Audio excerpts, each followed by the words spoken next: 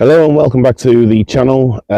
So we are now doing part 3 of the MOT fail. So it's almost 4 weeks to the day since it failed. So it's bleeding the brakes. I need to put a CV boot or cover for the drive shaft on the rear passenger side.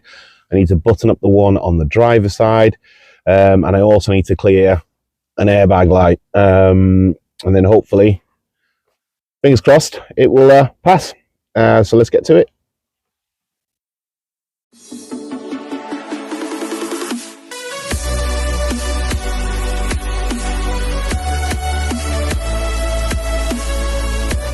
So that is the bleed tool all set up.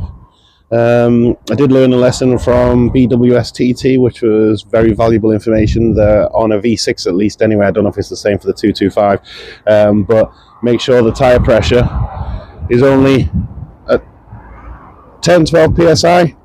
When I first did it, I ran it at 25 psi, which obviously caused me loss of containment. So just a little tip there, very invaluable.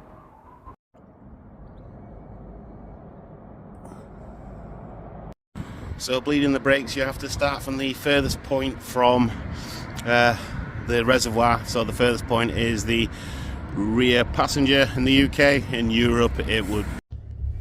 So just picked up my car from the test centre, and after all the work that's been put in with the broken bleed nipples, the broken easy outs, the CV boots, and the funny one, obviously, the indicator being in the wing.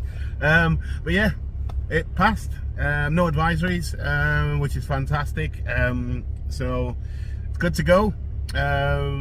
Hope you've enjoyed the trilogy of videos around the MOT failure, and now to this point where it's passed and it's now legal to drive on the road. I haven't drove it for a month, so I'm gonna go and just take it out for a bit of fun. I'll catch you on the next one.